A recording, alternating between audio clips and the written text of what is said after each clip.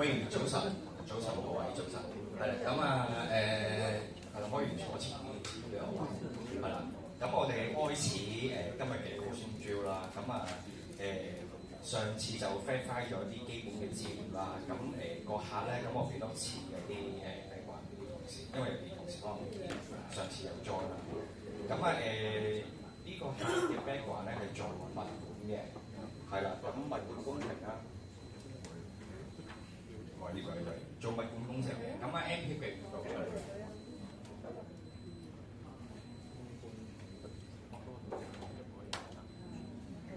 係咁啊，做咗6年物管啦，咁今日出嚟嘅話咧，就上次 verify 咗係會有份公司嘅醫療係啦，咁啊本身都有剩錢啊，冇其他一啲死體啊或者投資類嘅係啦，咁啊今日會出嚟聽係包括係一啲保障類別同埋一啲資產增值嘅類別嘅。嗱，咁如果大家OK 咧，我哋就會準時開播㗎啦。喂，好啊，咁啊，各位同事早晨啊，咁啊，我哋繼續禮拜二嘅 drill 啦，好嘛？我知咩嚟㗎？喂，好啊。喂，咁啊，喂，南哥你好啊，咁啊，喂，即係今日又係咁早喎，今日又係花晏係嘛？今日放假。今日放假咁開心嘅，點解嘅？上邊安排嘅，咁我哦，咁今日有咩活動啊？今日晏啲可能睇戲咯。哦，係咩啊？金童啊？唔係睇套大陸戲。大陸係咩嚟㗎？嗰套《刺殺小説家》聽過？冇聽過。咁要睇下。係咩嚟㗎？講咩㗎？講個主角本身作者佢啲小説啲角色追殺落嚟，都啲科幻啲嘢。哦，明白。同女朋友睇係嘛？女朋友都放假。即係佢做啲嘢就 O K。哦，明白。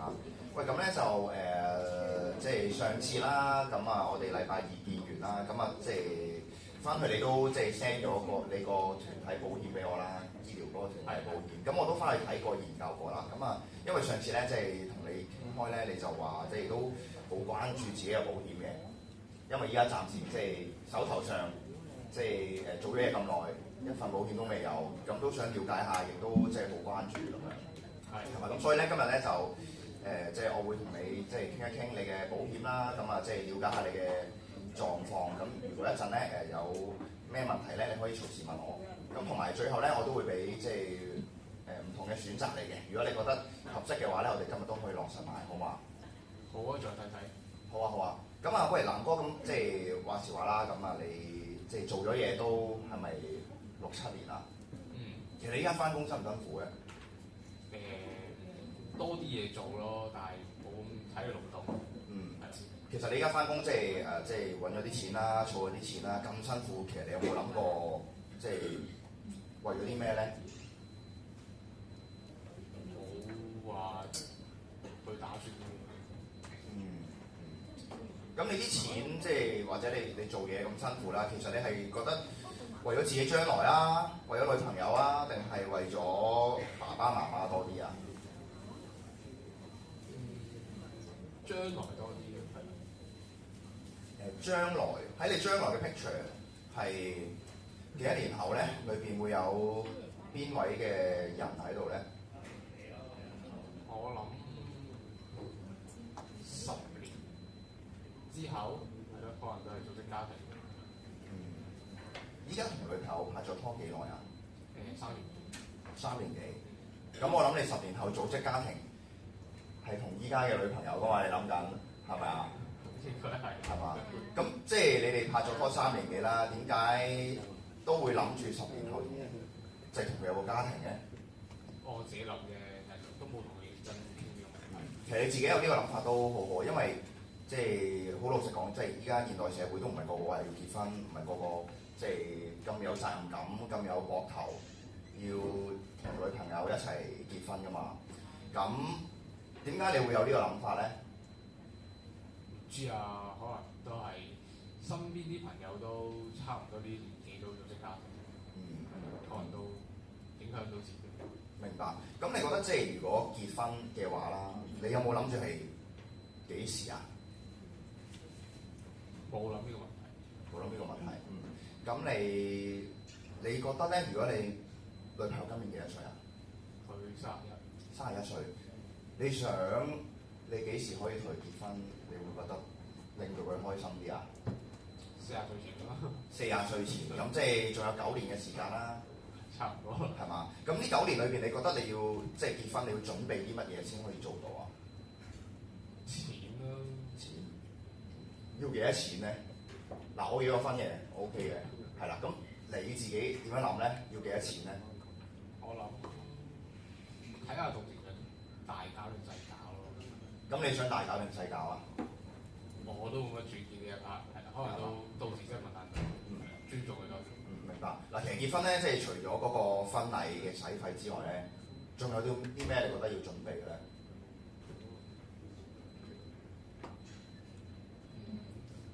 仲有啲咩？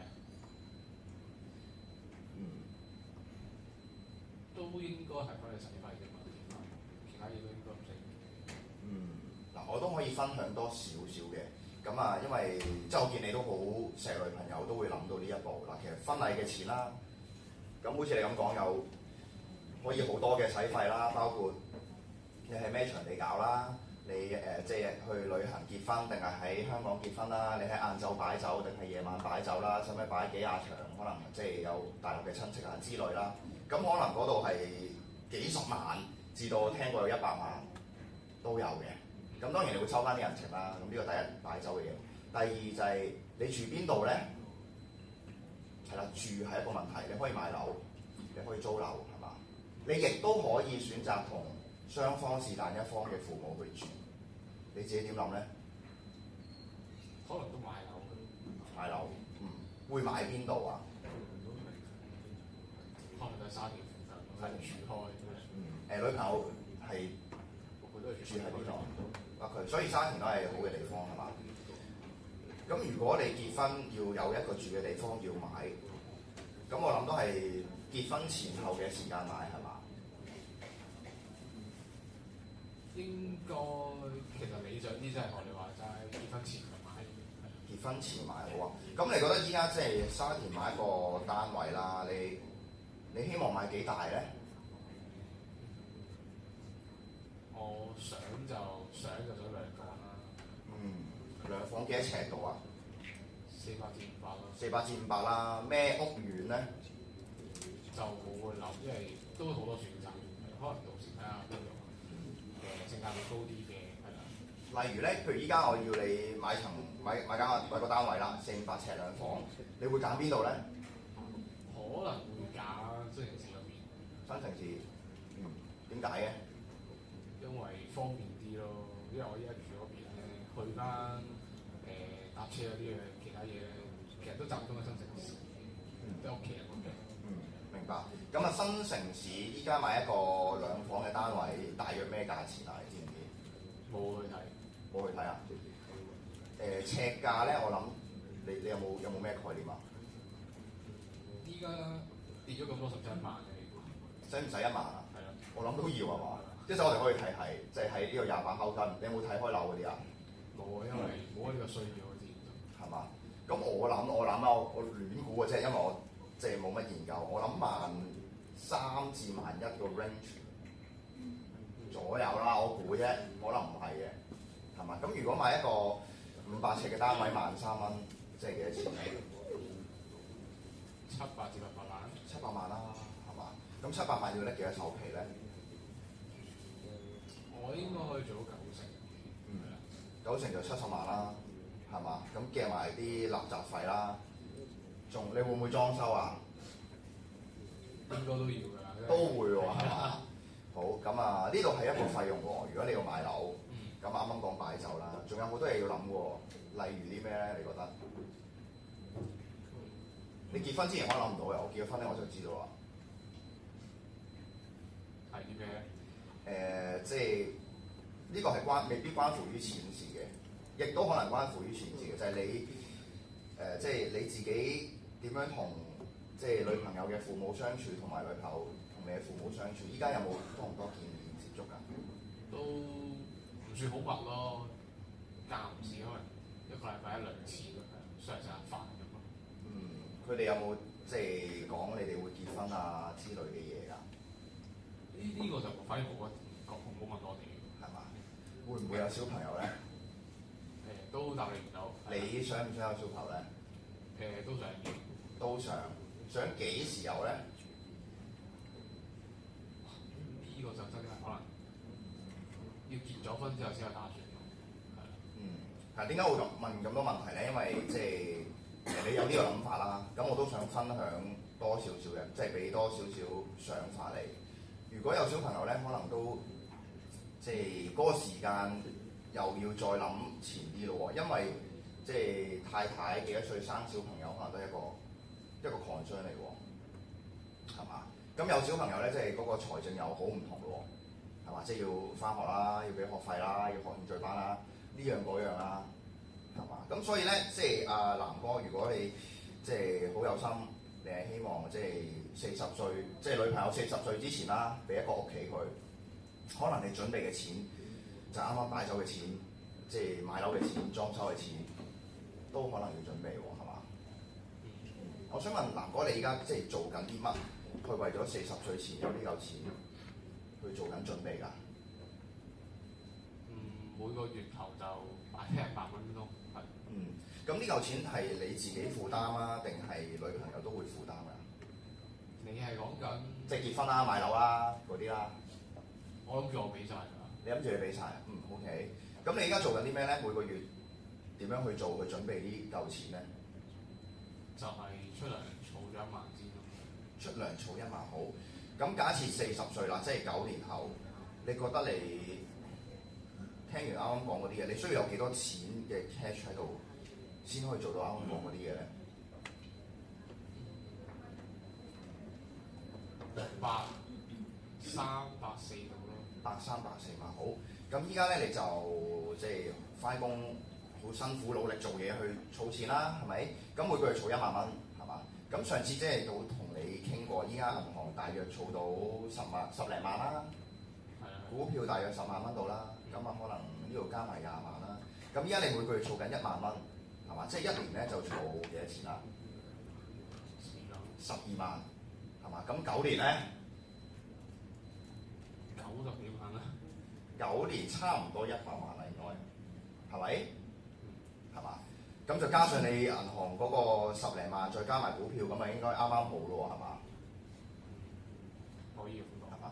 你覺得根據依家呢個 planning，你咁樣一路去做，每個月儲1萬蚊，係啦，跟住會唔會40歲，即係阿女朋友40歲啦，即係9年後啦，你覺得係咪可以成功，一定100% 成功可以做到呢兩樣嘢啊？望就咁望，係啦，但係你話唔係100%就應該未必。如果唔係100%，你覺得有啲咩機會會令到你做唔到呢樣嘢咧？錢銀上面啲嘢咯。即係咩咧？可能唔夠咯，係咯。點解會唔夠咧？啲嘢加價㗎嘛。係啦，加價啦，仲有咧？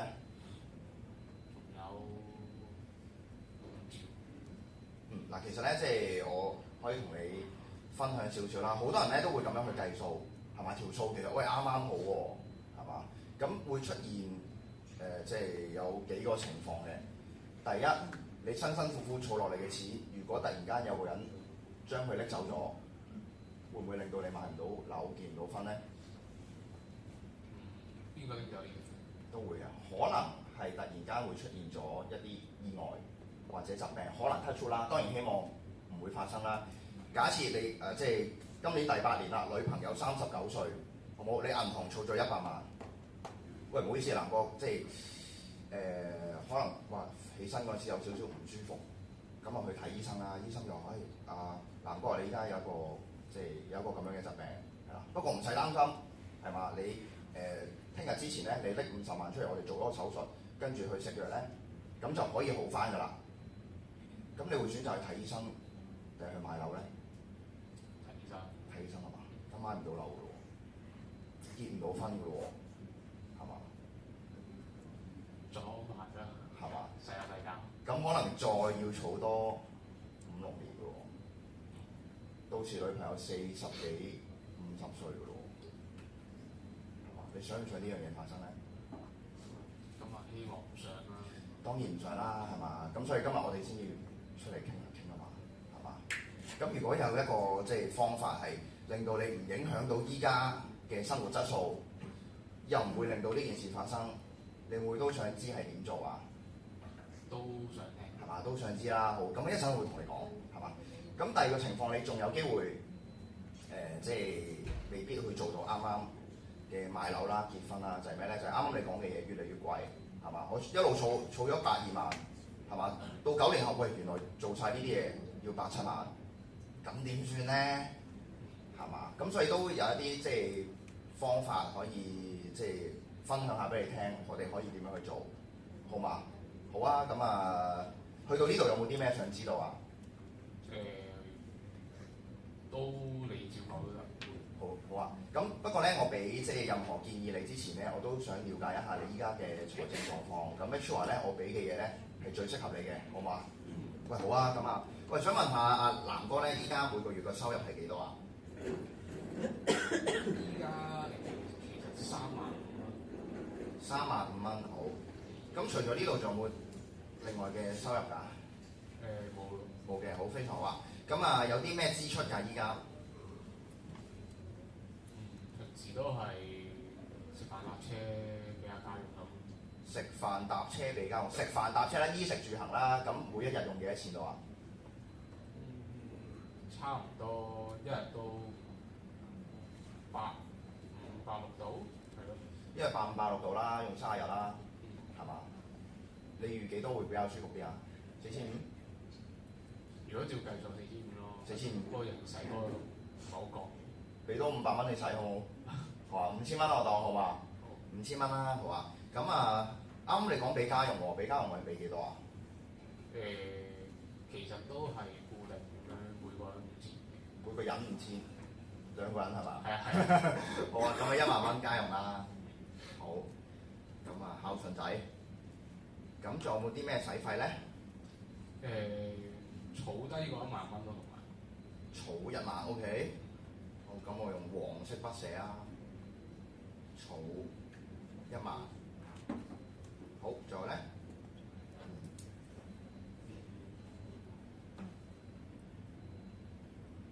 冇喎，你成身問我都唔知自己啲錢使咗邊。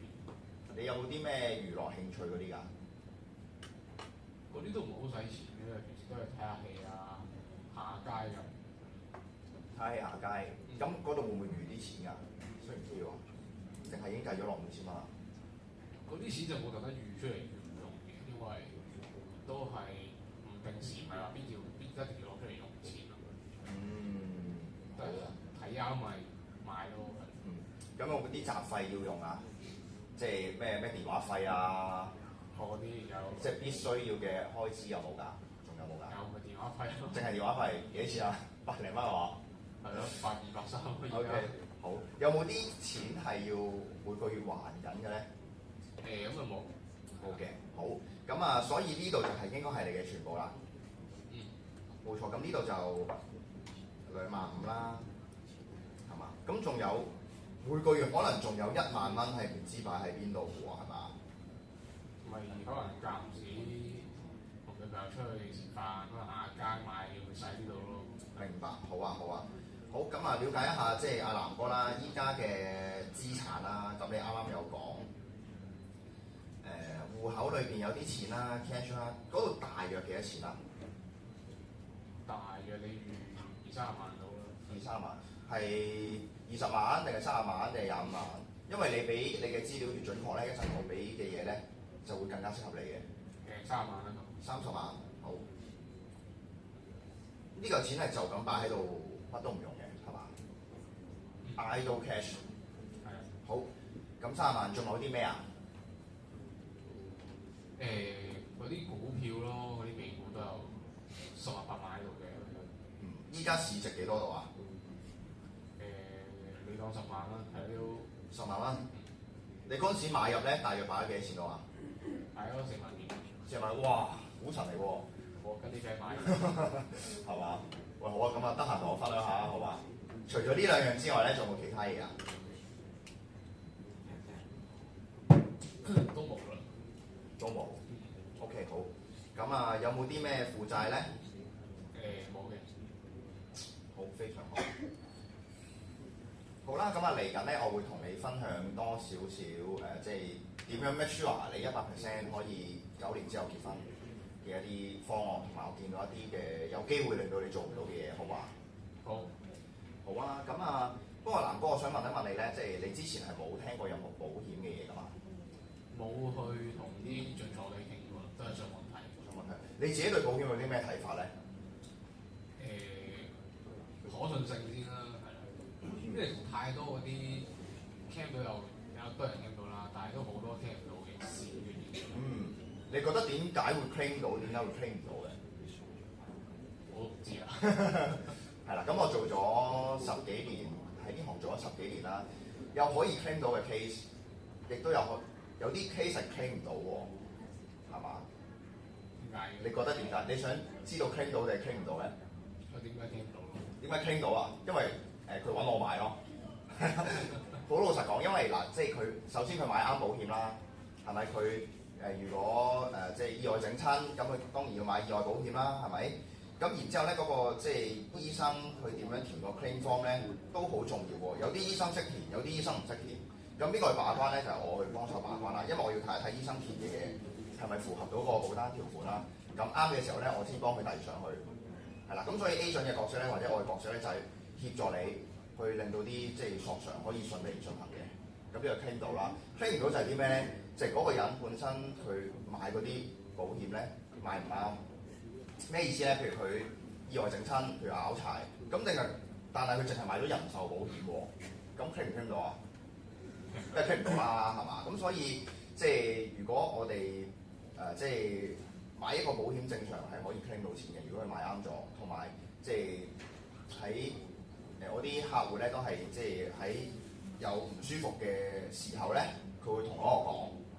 咁如果佢有相熟嘅醫生，佢當然可以自己去睇啦。咁我幫佢處理啦。如果佢冇嘅話咧，我都會即係推介我相熟嘅醫生俾佢，因為嗰啲醫生咧，我同佢即係夾咗好耐㗎啦。佢即係一來佢個醫術啊，佢個 service 都好好啦；二來即係處理 claims 嘅時候咧，即係我同佢溝通都會更加好嘅咁樣。咁所以呢個就係 claim 到 claim 唔到啦。仲有冇啲咩諗法啊？對於保險貴咯，貴係啊。你覺得咩叫貴咧？保險？我見到啲人佢網上面一年咧萬幾蚊咁樣交。點解你覺得一年萬幾蚊係貴嘅？咁佢呢啲嗰啲保費咧，佢哋應該係俾咗就俾咗㗎啦嘛，係咯。咁如果用唔到咪好嘥咯，所以好蝕好貴咯。明白，係啊。咁啊你呢個諗法非常好。其實我即係以前未入行咧都會咁諗，哇！俾即係每個月俾1000蚊咁樣，跟住冇用到咁咪俾咗保險公司度蝕咗係嘛？有用就 OK 啦，有得 claim，冇用冇咗喎係嘛？咁一陣咧都會同你即係傾一傾呢方面可以點樣去解決嘅，好嘛？仲有咧，仲有冇啲咩諗法？因為我見你即係30幾歲啦，未買過一份保險，我相信你心入邊係有啲諗法嘅。其實大致上都係嗰幾個咯，都係啱先講，傾唔到錢啦，貴嗰啲咯。傾唔到錢同埋貴，好嘛？好啊，咁啊，即係一陣都同你再分享多少少呢方面啦，好唔好啊？不過開始之前咧，我都想即係了解下你有啲諗法啦，因為保險咧有4個範疇嘅，係啦，個人嘅保險有4個範疇啦，人壽啦、危疾啦、住院啦或者叫醫療保險啦，同埋意外嘅。咁我好簡單地同你分享一下係啲咩嚟嘅？你有冇一啲概念？大約係咩保險嚟㗎？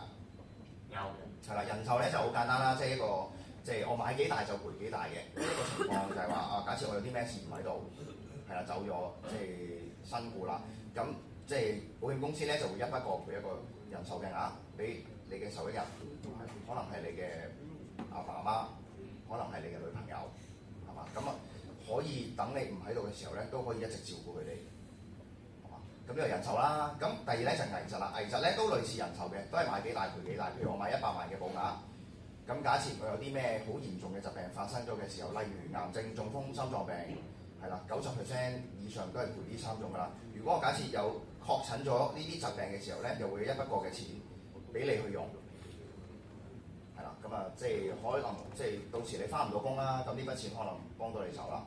即係啱啱咪同你傾過個問題嘅。喂，假設如果有病要搦嚿錢出嚟，究竟我攞嚟買樓定係攞嚟醫病咧？係嘛？咁係啦，小朋友先做選擇嘅。咁我哋又可以買到樓，又可以醫到病啦。OK， 好啊。咁啊，第三樣嘢咧就係住院啦。住院咧就係其實係叫住院及手術保險啦。即係假設我有啲咩事要住院，因為疾病或者意外要住院，或者要做啲手術，可以喺醫院度做嘅，可以唔喺醫院度做嘅。咁我哋就實報實銷啦，同啱啱嗰兩個唔同啦。譬如假設我用咗10萬蚊，咁保險公司咧就最多賠翻10萬蚊俾你啦。咁至於佢係賠10萬定係賠6萬咧，就視乎你買啲咩 plan 啦。係啦。咁啊，最後就意外啦。意外分3個部分嘅，第一個就意外死亡及斷肢啦，即係最嚴重係如果意外啊，即係唔喺度啦，斷手斷腳啦、燒親啦，佢會賠一個保額俾你嘅。第二個就意外傷殘啦，因為意外導致到我傷殘咗，咁我翻唔到工，做唔到嘢啦，出唔到嗰3萬5蚊糧啦。咁保險公司咧就好似你公司咁一路出糧俾你，但係你唔使翻工。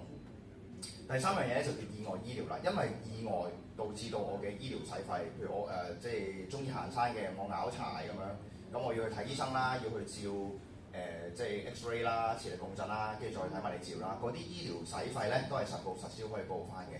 咁所以咧，即係有4個範疇啦，人壽、危疾、住院、意外。如果南哥你要去排，即係重要性，第一係最重要，第4冇咁重要，你會點樣去排咧？可能最重要係住院咯。最重要係住院，跟住咧，跟住可能危疾咯。危疾第2名。好。跟住就意外同埋人壽。意外同人壽。可唔可以都分享下咧？點解你覺得住院保險咁重要咧？我都唔知喎，因為好似自己冇咁，即係如果你話普通病痛咧，都可以去 claim 到錢，但未去到嗰啲 cancer 嗰啲，我就覺得好似遠得滯。普通病痛你即係自己有冇身邊有冇啲朋友仔係試過入院啊，用保險啊咁啊？都有嘅，有啲佢哋斷腳嗰啲咯。斷腳咩做運動？玩啲咩啊？佢哋踢波都係。踢波斷咩啊？唔知啲咩十字韌帶咩跟住做手術係嘛？用咗幾多錢啊？知唔知？我印象中都6位數嘅，但係你話幾多10零萬啦。有冇保險啊？佢哋就係用保險咯。傾唔傾得晒？知唔知？呢個冇問我就。係嘛？你有冇踢波㗎？我冇啊。係咯，咁你有冇踢波？咁你擔心啲咩咧？其實唔係淨係踢波先會傷㗎嘛，即係都會病㗎嘛人。係啦嗱，即係我都可以同你分享多少少啦，因為即係冇人希望自己會有病啦或者意外啦，係咪？係嘛？咁而即係如果呢一樣嘢發生嘅時候，其實你可以去醫院問一問，即係嗰啲朋友仔啦，甚至我自己啲客人啦，其實佢冇一個會預計到自己會有呢樣嘢。不過呢樣嘢亦都個機會好低啦，係嘛？但係呢樣嘢發生嘅時候，對你南哥對你嘅影響究竟有幾大咧？係嘛？呢樣嘢先係最重要，係嘛？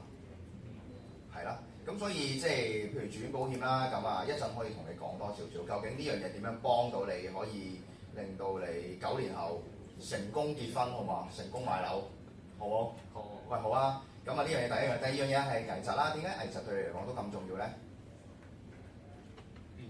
我都唔識點講，始終係覺得，如果真係有大病嘅，有錢幫下咯。所以我聽你講，其實住院保險啦、危疾保險啦，你都係比較擔心有啲咩大病嚟到，係嘛？係。假設即係好似啱啱講個 situation 啦，唔係老作嘅喎，係真嘅喎。假設即係我瞓醒有啲咩唔舒服，去睇醫生 check 到有啲咩疾病啦，咁要用一筆醫療使費係啦50萬。咁如果你呢一刻你會點樣去做咧？假設真係呢一刻發生，你會點樣去做啊？依家照俾咯。照俾，但係你應該冇咁多 cash 嘛，係嘛？碌住卡先啊！碌住卡先。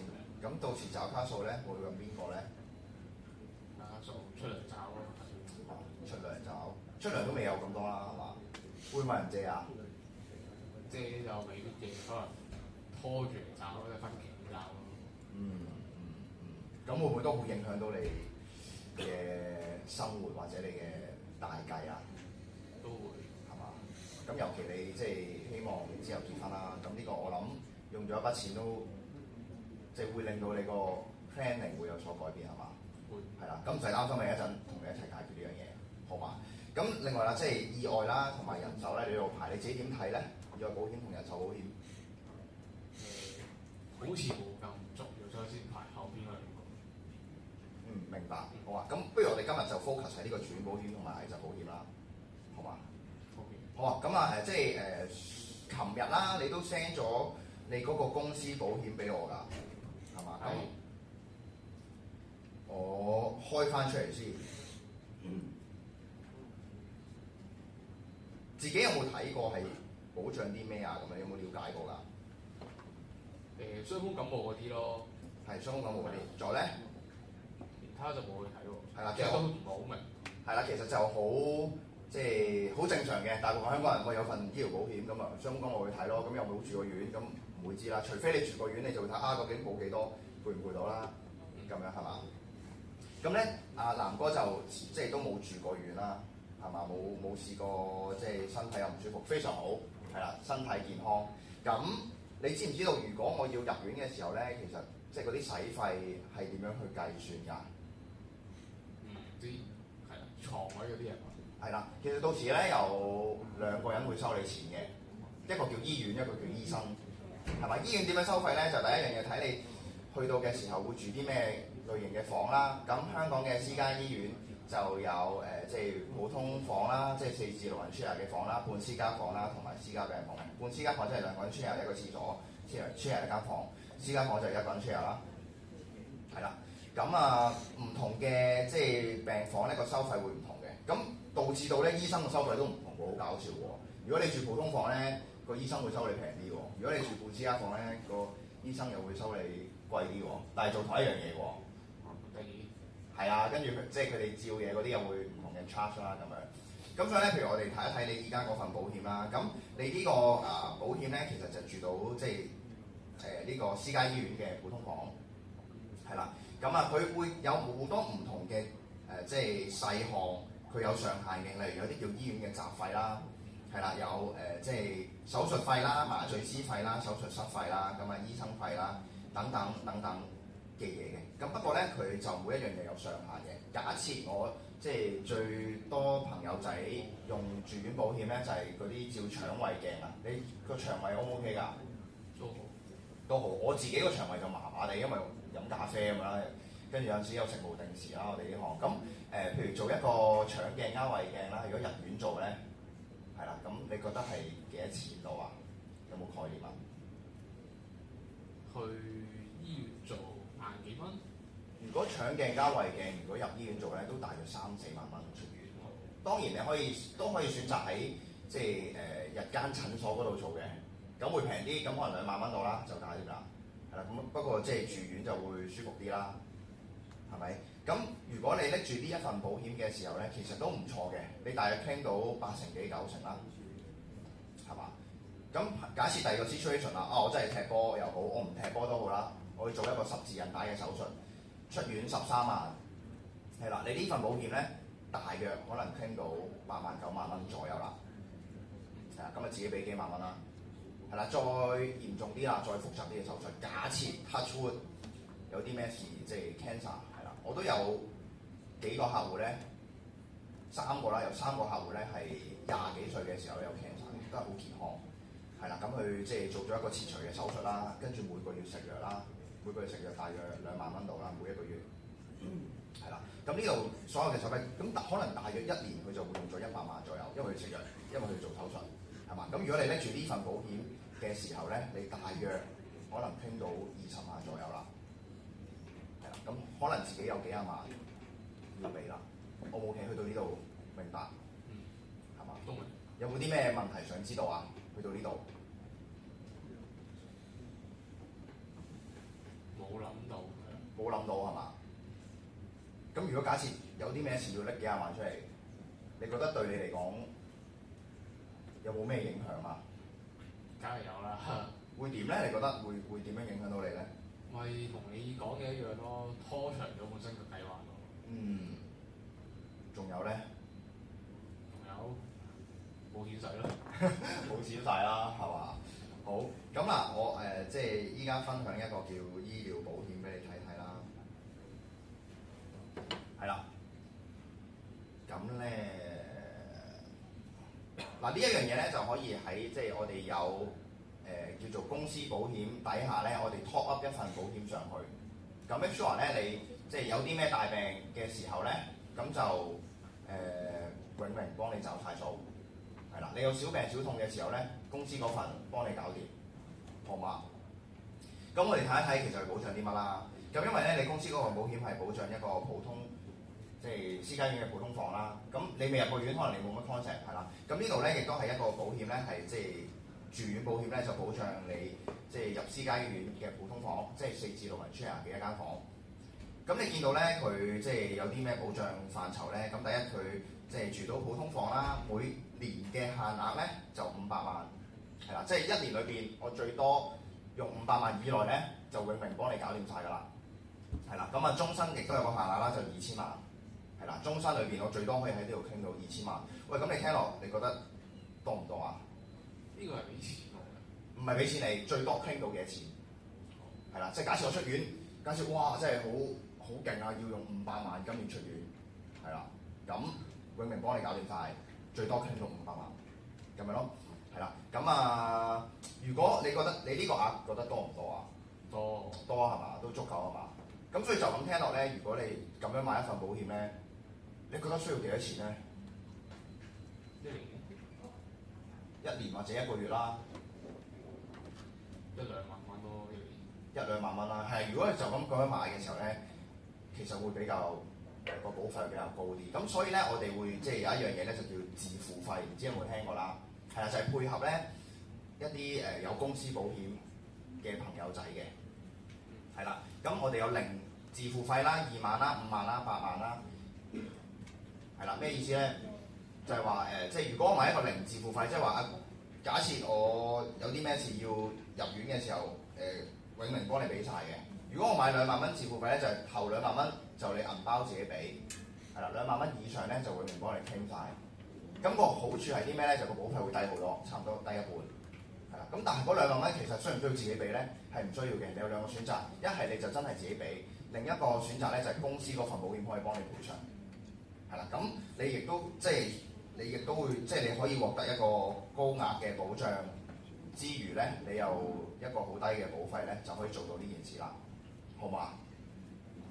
好，咁啊嗱，見到即係呢度都有好多細項啦，同你啱啱嗰份公司保險係一樣嘅，係啦，即係有咩病房錢啦、醫生巡房錢啦、外科醫生費啦、麻醉師費啦、手術室費啦。咁但係咧，你即係會見到咧，佢其實呢度寫住一樣嘢就叫全數賠償。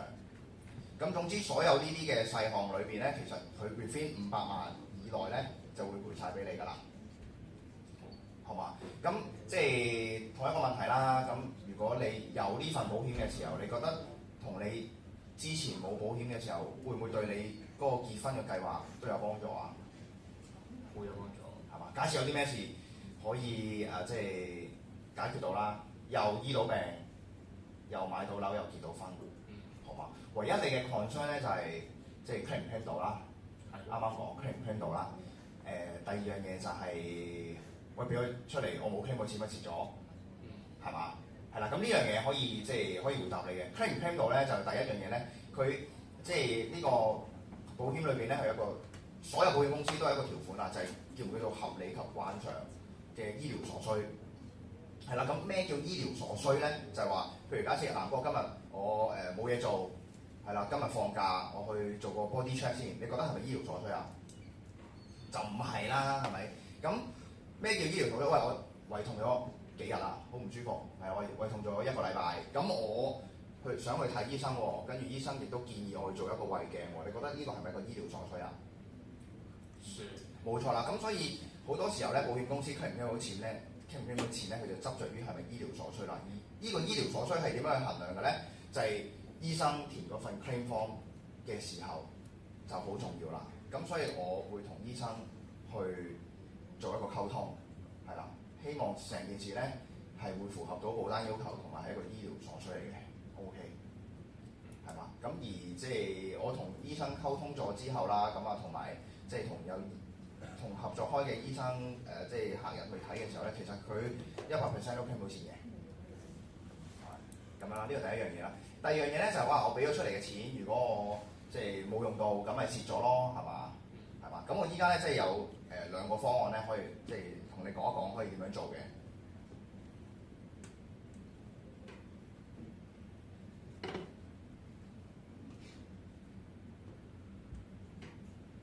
好，咁啊嗱，各位呢度有個表啦。咁啊，你講得好啱啊！其實一般咧，我哋買呢啲嘅醫療保險咧，如果我哋冇用過咧，都係會冇錢攞翻嘅。我哋睇一睇左邊呢度啦，係啦。咁啊，一般嘅醫療計劃啦，即係買嘅時候啦，咁其實你保障年期係終身嘅，你俾錢咧都係俾到終身嘅，係啦。咁佢即係你如果今年買嘅時候咧，就3900蚊一年，係啦。不過呢樣嘢你買咗之後，你會唔會一路買㗎？睇情況啦，係嘛？如果 OK 嘅都繼續 keep 住嘅，如果 OK 都繼續 keep 住啦，係嘛？咁呢樣嘢如果一路買嘅時候咧，其實佢每年會按住年齡咧，佢會即係嗰個保費會提升嘅，係啦。咁我幫你計個數啦。如果你一路買嘅時候，假設我買到60歲，其實咧你總共咧俾咗21萬。如果你買到80歲咧，你總共俾咗70幾萬，係啦。如果去到90歲咧，就俾咗82萬添，係啦。咁呢樣嘢其實即係好矛盾啦。喂，我又想要呢樣嘢，但係我一路買嘅時候咧。其實佢又會用咗我啲錢喎，係嘛？咁假設有 claim 嘅錢，當然即係 OK 啦，用到啦。如果冇 claim 嘅錢，其實呢個錢咧，等於可能俾咗保險公司啦，係咪？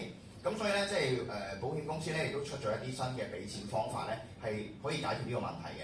咁其實即係右邊呢個叫做新嘅方案啦，佢都係買緊同一個保障，係啦。咁但係咧，佢即係繳費咧就俾18年啦，用18年嘅時間咧。就可以即係繳付完成㗎啦，咁亦都會保障終身嘅。咁每年俾嘅錢咧就會多少少，14,000蚊一年，係啦。咁啊，即係所以每個月大約1200蚊到啦，1200蚊到啦。總共咧我俾咗28萬，係啦，18年嘅時間咧我俾咗28萬，係啦。咁呢份保障咧就跟住你終身㗎啦，即係你結咗婚之後啦，有小朋友啦，小朋友畢業啦，你去到老啦，80歲、90歲、100歲啦。呢份保險都會跟住你嘅，係啦。咁第三樣嘢咧就係、無論你有冇 claim 過錢都好啦，你俾出嚟嘅錢咧都可以攞翻嘅。假設我俾咗18年之後，我唔想要啦呢份保險，覺得冇用，或者我計劃有變啦，我想移民或者做任何嘢啦，你啲28萬幾咧可以攞翻晒嘅。如果我一路唔攞嘅時候咧，其實我都會一路增值嘅。例如我60歲。我唔想要啦呢份保險，我想退休，係啦，咁你可以攞翻40幾萬咯。如果80歲唔要啦，咁你可以攞翻90幾萬。如果我90歲啦，或者之後8年歸老啦，呢嚿錢咧130幾萬咧都可以係你嘅資產，你可以自己用或者俾你下一代，係嘛？咁南哥即係啱啱傾到啦，即係住院保險對你嚟講都好重要啦。而即係結婚，你都希望可以100%即係可以進行到，係嘛？亦都唔想有啲咩突如其來嘅事會影響到你嘅計劃，係嘛？如果你今日去開始呢個即係醫療保障嘅時候，你覺得左邊呢個會合適啲定係右邊呢個合適啲啊？右邊嗰個啦。右邊個好啊，咁我哋即係幫你登記右邊嗰個啊。咁但係呢個佢萬幾蚊係俾幾耐㗎？18年。咁但係之後如果我當我真係中途，因為我見你撳呢個去到60歲先攞到錢嘅係咪就？啊，如果你想攞錢咧，其實你18年後咧，你可以攞翻晒你全部俾嘅錢㗎，20幾萬。我到時唔玩啦，唔要，我去移民攞翻晒咯。即係18年先得。係啦，咁啊正正解決咗你啱啱講嘅問題。我又俾咗錢出去，咁即係我如果買咗保險，咁我咪俾咗錢保險公司都冇傾過錢。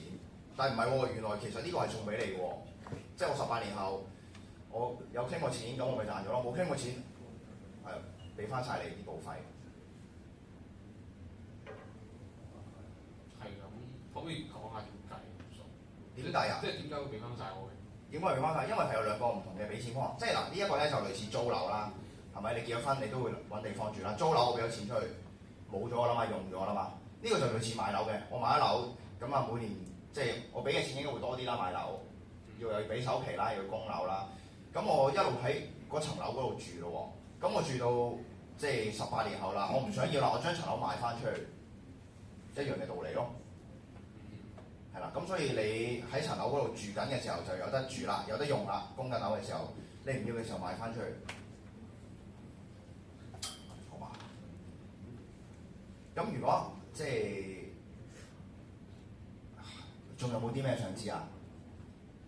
但係我覺得唔會太長時間嘅。你覺得你需要即係一個醫療保險，其實你係需要幾耐㗎？我諗60、70歲左右啩。係咯，係咯。會唔會有一日你係唔需要醫療保險㗎？我未諗到。暫時都未諗到啦，係嘛？假設最 worst 嘅情況，你覺得係咩咧？死咗就 end game 啦，係嘛？最 worst 嘅情況就係、喂，我呢份醫療保險即係冇用過喎，我亦都唔需要用喎。咁我就係將你左邊褲袋嘅錢擺喺右邊褲袋，即係將你匯豐銀行嘅錢擺落永明嗰度，擺18年，有個保障。如果我真係冇用到啦，或者我計劃有變啦，我喺右邊個袋拎翻啲錢出嚟，都係你嘅錢嚟嘅，20幾萬。最差啦，最好嘅情況係啲咩咧？喂，咁我即係唔知叫好唔好啦。我中間有用過，係嘛？幫我解決咗一啲人生上面嘅大難題。我又用到100萬、200萬，哇！幫我傾晒，跟住結婚又繼續照常結，樓又繼續買，係嘛？咁我60歲我唔要啦，呢份保險我退休啦，又攞翻40幾萬出嚟用。最差就係俾18年攞翻晒啲錢嘅，係嘛？最好就有得用。你覺得咧？可以去考慮下。好嘛？咁不如即係第一步啦，醫療保障嗰方面，因為即係一陣都會同你講其他嘅保障啦。我哋即係將嗰個 focus 擺咗喺呢個18年嘅方案度先，好嘛？好嘛 ？OK， 好。咁啊，另外咧就係啦，你依家 OK 啊嘛？我哋都講咗1個鐘度啦，都仲 follow 到係嘛？因為呢樣嘢對你嚟講都係重要嘅，老實講係嘛？係嘛？因為你未聽過啦，同埋呢樣嘢都好影響到你人生嘅將來計劃啦，係嘛？咁其實啱啱所講嗰樣嘢咧，就係可以解決到你有啲咩大病嘅時候咧，其實所有醫療使費啦，係嘛？咁啱啱你都有講啊，其實你第2樣concern都係危疾啦。咁既然都可以解決到你醫療所有嘅使費啦，其實點解都要份危疾嘅？我都唔知。你都唔知係嘛？係。你覺得咧？你覺得譬如唔夠賠嘅？唔夠賠就唔會嘅，除非佢係500萬以上啦，每一年，係啦。咁foresee到將來，如果你話用到即係18年啦，foresee到500萬應該都係比較合理啲嘅數字。當然我哋要再多啲嘅賠償額啦，咁但係個保費又會有唔同啦，係嘛？咁危疾保險嘅話，其實我用嚟做啲咩咧？假設 touch wood 南哥係啦，幾年之後有一個大病。touch wood 係 cancer，好冇？咁你有冇試過傷風感冒啊？有試過啦，有冇翻工啊？冇翻嘅。冇啦，點解唔翻咧？要休息啊。好唔舒服啦，係嘛？咁冇翻幾多日啊？2-3日咯。冇翻2-3日，有冇試過 COVID 啊？冇翻幾日啊？個幾兩個禮拜。個幾兩個禮拜。假設今日唔係傷風感冒，唔係 COVID，cancer。肺 cancer，你覺得你要唔翻工幾耐咧？可能一世㗎啦。一世都唔會咁慘嘅，都成日都會好翻嘅，因為你有買醫療保險啊嘛，係嘛？因為我會幫你傾錢啊嘛，係咪？咁但係可能都要休息一段時間喎。咁嗰段時間，你覺得公司即係會唔會對你有唔同咧？會唔會一路繼續出糧俾你咧？應該會。如果你係老闆，係嘛？你個員工佢冇翻工1年，你會唔會一路出糧俾佢啊？病教出還死㗎嘛？如果2年咧？佢應該冇得炒喎，應該做出嘅。如果3年咧？應該都要。係嘛？如果10年咧？都要嘅。咁啊好大鑊！咁你又老細咪好大鑊？10年 keep 住呢個病都死咗啦。係係嘛？都唔係嘅，好多人都有嘅。我都有客人真係廿幾歲嘅時候，一個腎 cancer 切咗個腎，冇講有一路食藥咯，依家仲同佢睇緊波嘅，仲跑得好快過我嘅，係啦。咁10年啦已經，係啦。咁會好多人即係依家係與癌共存嘅，係啦，一路睇醫生，一路食藥，一路照常生活咁樣啦。咁假設有個 cancer 就即係我諗南哥都唔希望，哇！我今日做完手術，第日翻工啦，係嘛？唔會咁樣啦。咁而危疾保險嘅時候咧，就係話假設我真係有啲咩事，即係有啲嚴重疾病，例如癌症、中風、心臟病，我都唔需要擔心我因為冇咗個工作而冇咗我有嘅收入，冇咗我本身嘅 planning 嘅嘢，冇咗一個即係我應有嘅生活質素，係嘛？假設我冇咗嗰份工35000嘅收入，保險公司都可以好似出糧咁樣俾你，繼續有35000蚊，繼續儲10000蚊，繼續9年後結婚，好嘛？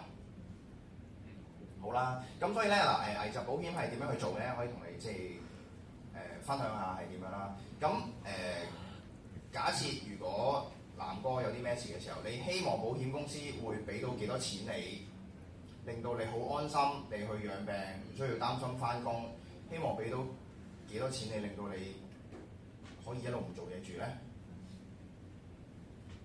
？1000萬，1000萬，最好係啦，係嘛？當然越高嘅保額，嗰個保費越高啦，係嘛？一般我哋專家去研究咧，其實都係大約3至5年你嘅收入，咁你就足以 recover 個身體，可以去做翻一啲正常嘅工作啦，好嘛？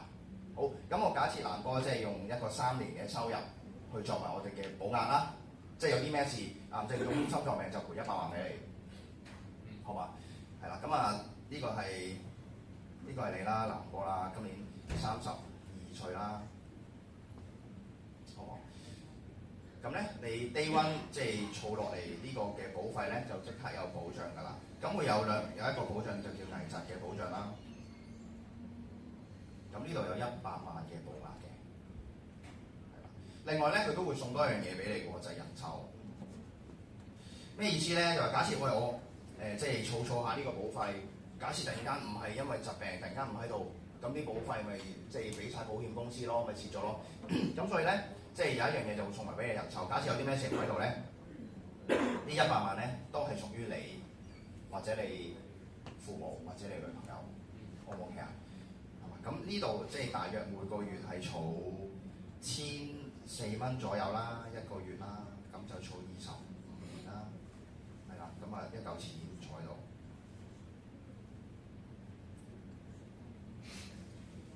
咁買咗呢個即係參加咗呢個危疾嘅保險計劃咧，其實得2個情況會發生嘅啫。買咗保險之後有2個情況會發生，你知唔知邊2個咧？claim 到 claim 唔到啦，係咪？點解會 claim 到咧？揾你咯。係啊，有事就會 claim 到啦，冇事就 claim 唔到啦，係咪？冇事㗎嘛，你會係啦。買咗保險得2個情況啫，一係就有事，一係就冇事，係咪？有事嘅情況咧，其實即係呢100萬咧就係屬於你㗎，你已經袋咗啦。因為有病嘅時候會賠100萬啦，有啲咩事唔喺度都有100萬啦，係嘛？咁係咪每個即係南哥？你覺得係咪呢2樣嘢你都會發生㗎？你講緊邊樣？呢2樣嘢是但一樣都會發生㗎嘛？係咪？係啩？我諗即係死一定會死。係啦，我諗應該呢個世界未有人長生不老啦，係嘛？咁所以呢100萬咧，其實已經係一定 guarantee 俾咗你㗎啦，係咪？咁當然如果有咩病嘅時候，係早會有得用啦，係咪？有事嘅時候咧，其實呢100萬就屬於你㗎啦。如果冇事嘅時候咧，其實你呢個都係一個儲錢嚟嘅，只不過你將匯豐嘅錢擺咗落永明，係嘛？咁我哋呢樣嘢係儲25年啦。25年嘅時候咧，假設我咩事都冇，25年後係57歲，咩事都冇嘅時候咧，你呢1400蚊每個月儲咧，你都會攞翻你總共儲落嚟嘅錢嘅，係嘛？但係要去到65歲嘅時候咧，你可以攞翻你儲落嚟2倍嘅錢啦，係啦。70歲嘅時候咧，就大約攞翻3倍你儲落嚟嘅錢啦。咁所以咧，呢樣嘢咧就係有事嘅時候有保障，冇事嘅時候當儲錢，亦都正即係配合到你咧。如果你9年後要結婚，有咗啱啱嘅醫療保障同埋呢個危疾嘅保險，其實你嘅即係結婚嘅成功率應該由50%去到98%啦，係嘛？會唔會都幫到你手啊？呢樣嘢聽落 OK 嘅。有冇啲咩想知啊？佢補啲咩咯？補啲咩？嗱，其實咧危疾保險咧就係、當你患上確診咗啲嚴重疾病嘅時候啦，佢就會一筆過嘅賠償，係啦。咁佢會當中有好多嘅疾病會即係有保障嘅。咁但係90%以上嘅賠償咧，即係根據我哋嘅 claims report 啦，都係癌症、中風、心臟病嘅。身邊有冇啲朋友有試過呢樣嘢啊？so far 都健康好事。非常好，係啦。除咗補啲咩，你仲有冇啲咩問題想知道㗎？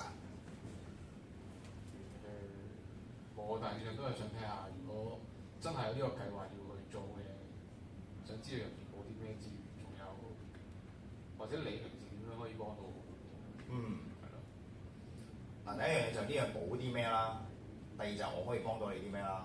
咁我答咗第二個問題之後，我可以幫到你啲咩咧？就首先即係幫你處理呢個投保啦，即係呢個醫療保險同埋危疾保險啦。咁當你即係成為咗我嘅客戶嘅時候咧，其實你有啲咩同人申請嘅時候，其實你可以揾我幫手嘅，因為即係我做即係保險呢個行業咧，其實都會同好多嘅醫生會有聯繫，會有交流，係啦。咁亦都有好多客人揾我傾錢嘅時候，我都會即係處理過好多索償嘅個案，亦都知道啊，如果你呢個症狀可能係有啲咩問題喎，可能要睇啲咩醫生喎，我可以介紹你去做。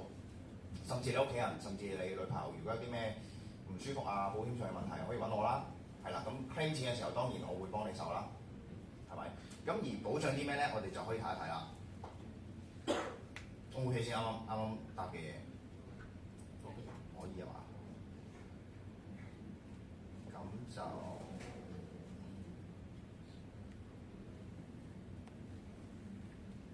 哥今年有冇吸煙啊？今年冇。今年冇，有以往有冇啊？以往都冇。冇啊，非常好啦。今年32歲啊嘛，係嘛？係。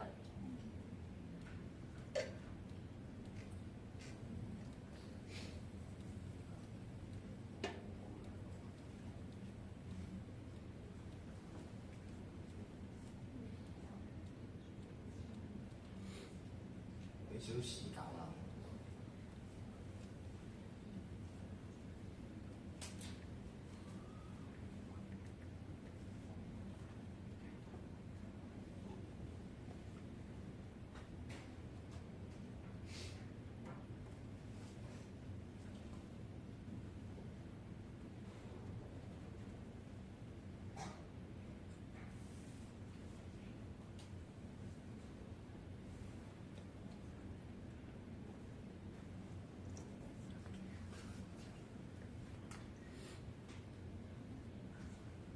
喂，點解？喂，有你喺度真係好啦。平時呢個系統都好耐啊，今日好快。更新咗係啊，琴日更新你又知嘅。我估下你估啱咗啦又。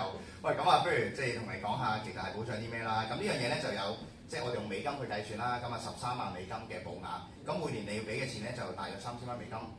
當然個額度可以調整嘅，係啦。咁去保障啲咩咧？咁我哋睇一睇呢度啦。嗱，首先咧佢即係我哋睇咗有啲咩疾病先啦。係啦，佢會分3個組別嘅。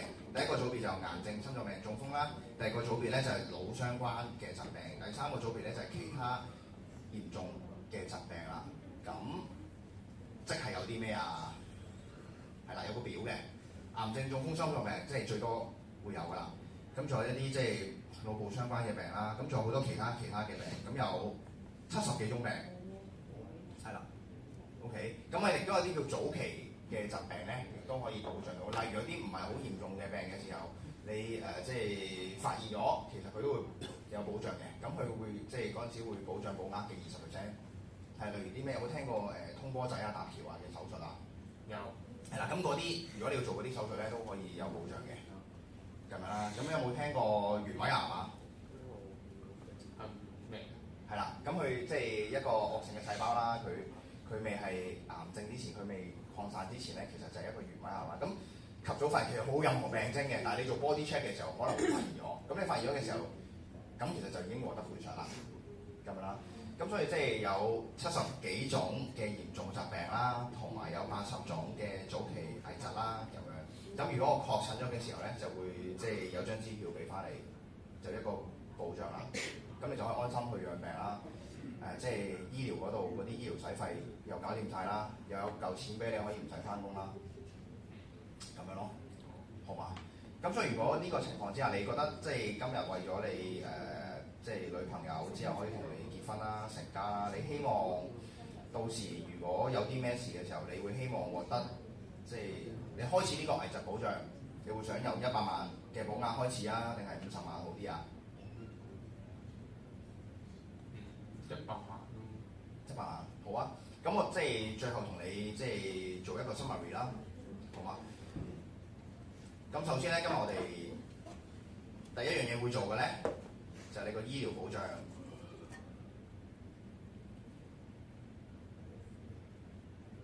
咁咧就有500萬嘅保額嘅，咁有2萬蚊嘅墊底費啦。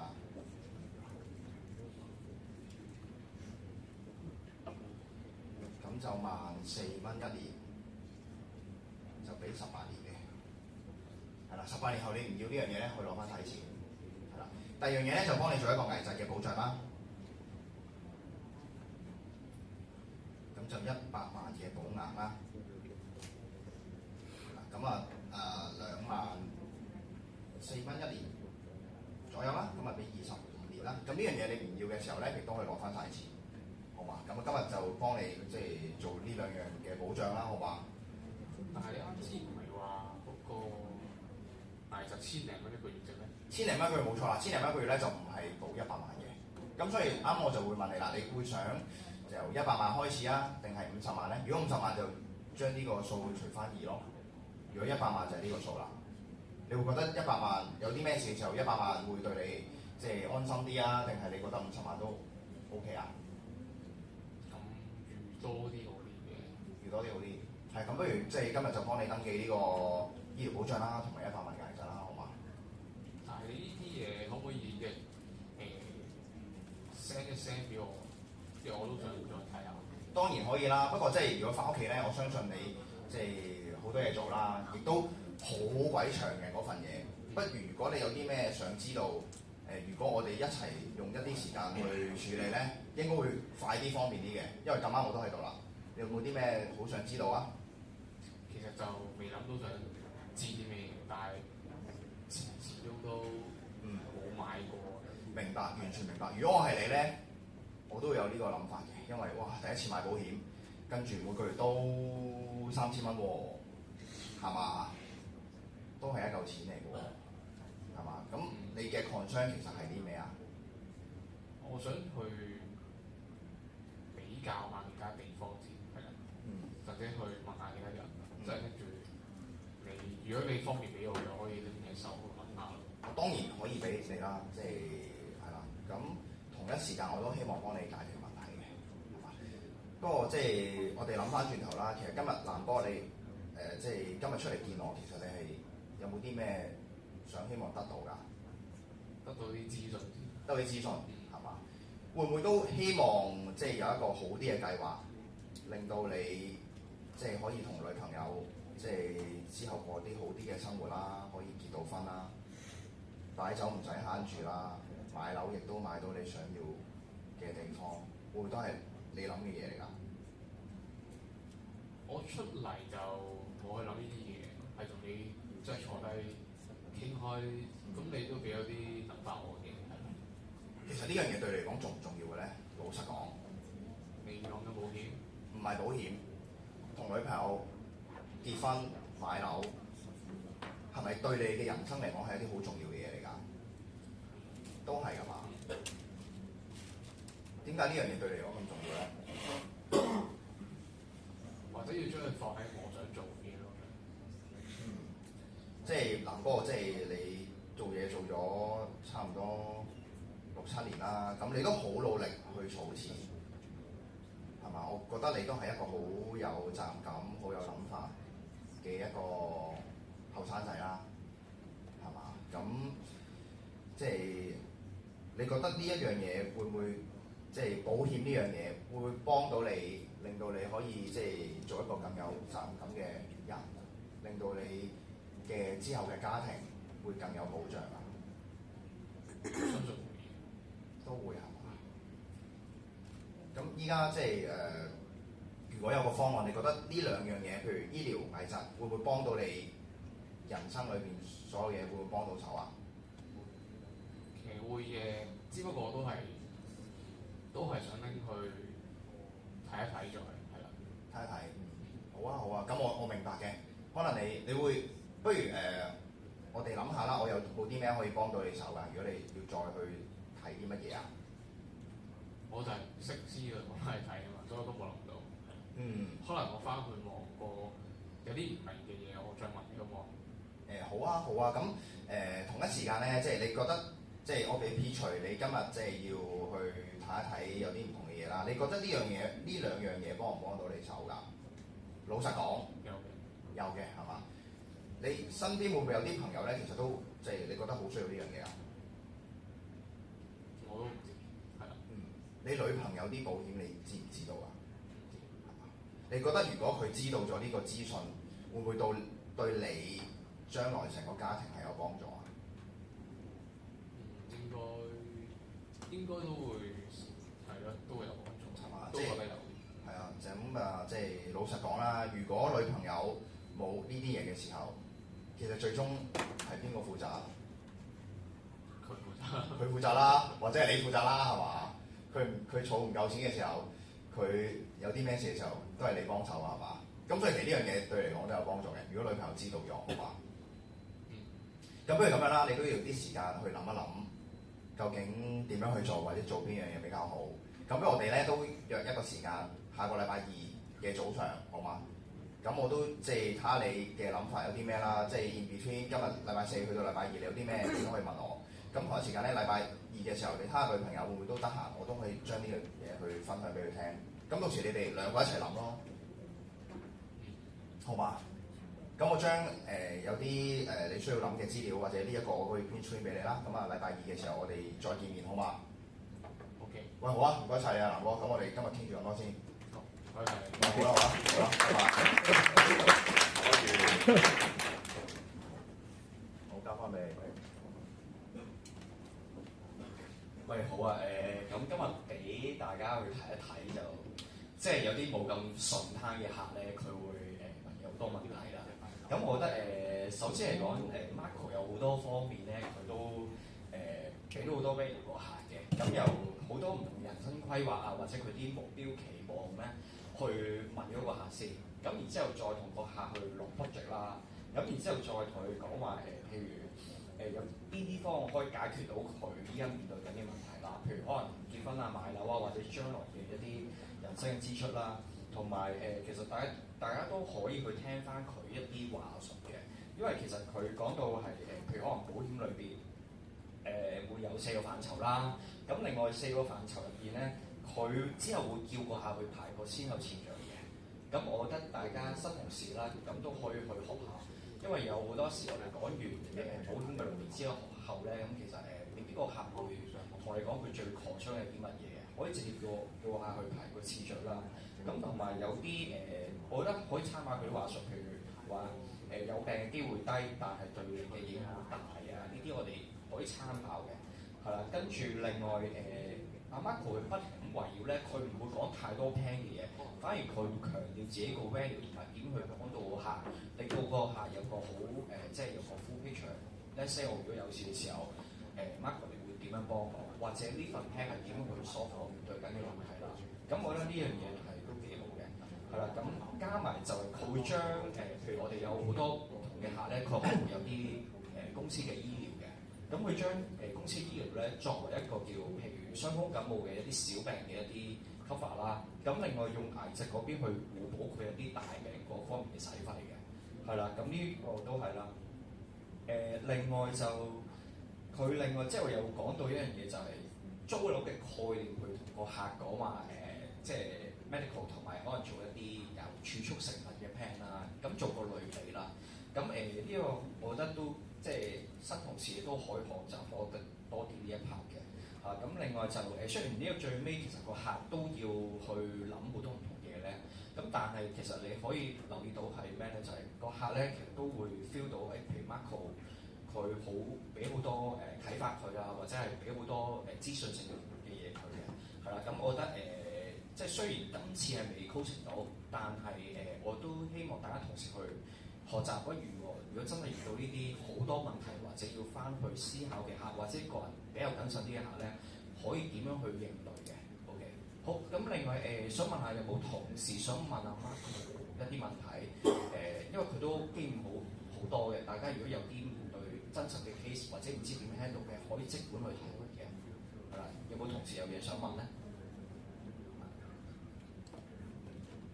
想問下咧，啱啱阿 Marco 佢講緊有個，唔係，我想問下咧，其實啱啱醫療融資啊，其實提到，咁如果當時即係平時處理開嗰啲 case 啊，咁其實個客佢知唔知道其實佢係將兩份 plan 綁埋一齊，即係佢係後尾佢係簽單人先知道，原來係要有份儲錢計劃，跟住再有份200蚊自付費嘅計劃，兩份一齊簽啊！到時佢簽嗰陣時候，佢可能會再提問你其他問題嘅時候，可能你會點答咧？點解唔係一份醫療 plan 嚟嘅咩？點解有份儲錢嘅咁樣？佢哋會唔會咁問㗎？都會嘅，因為其實佢簽過下先知嘅。因為我啱啱嘅 presentation 就係有兩個俾錢方法嘛，第一個就咁樣俾啦，第二個就18年俾晒啦。咁到時如果佢真係問嘅時候啊，咁就會同佢講咯，其實係一個即係儲蓄嘅計劃啦。咁18年之後咧，佢就會即係儲咗一大嚿錢出嚟，咁佢當時即係佢派出嚟嘅利息就可以幫你俾到將你個醫療即係保費一路俾到終身咯。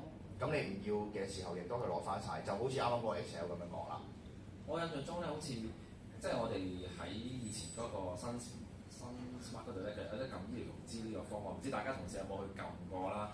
咁但係其實即係我覺得有某啲公司佢哋係可以將個醫療融資嗰個方案咧，係直接每年找一次數就直接供落去份醫療單。我哋係咪公司佢好似未做到呢樣嘢㗎？即係都係要自己喺生活可能自己裝錢出嚟去搞嘅，都冇乜分別嘅，我諗裝落自己戶口再俾公司嘅。咁同埋呢個都係18年後嘅嘢，18年後可能好發達啦已經。唔係佢每年做㗎嘛，佢每年都要找。即係18年後佢用即係醫療嗰啲錢去找，唔係用儲蓄嗰啲錢去找醫療嗰啲錢咯。係啱嘅。係咯，可能到時識得自動嘅，可能啦，唔自動都好簡單嘅。其實可能要 sell 呢樣嘢咯，我哋可能話而家我哋嘅功能都好，可能個功能好好啦，咁其實之後就係會做到呢樣嘢，可能要即係可能咁講，可能我哋都會對個客個 feeling 好啲咧。我諗 admin 上嘅嘢，我未必會搞到咁複雜，未必會講要點樣去處理咯。仲有冇其他同事有問題啊？有冇？唔好怕醜啊！好，咁如果冇嘅話，就我哋俾一次掌聲阿 Marco 啊！好。